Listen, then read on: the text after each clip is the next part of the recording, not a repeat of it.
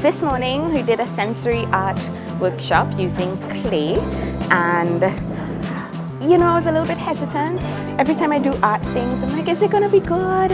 Am I gonna do a good job? But it was a lot of fun because it's not just about the art and the painting itself, but it's about being mindful and appreciating a different aspect of myself, tapping into that hidden creativity. I'm creative with words, but every time I get a chance to use my fingers and do something really practical like that, it releases a different side, and I always enjoy doing that.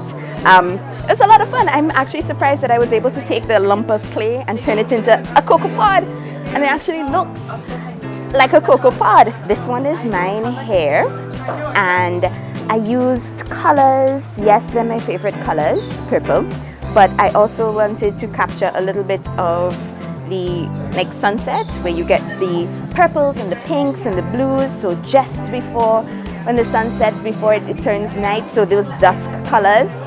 I had a great experience and I loved it, and I can't wait to see what we do next year at next year's Chocolate Festival. I love cocoa!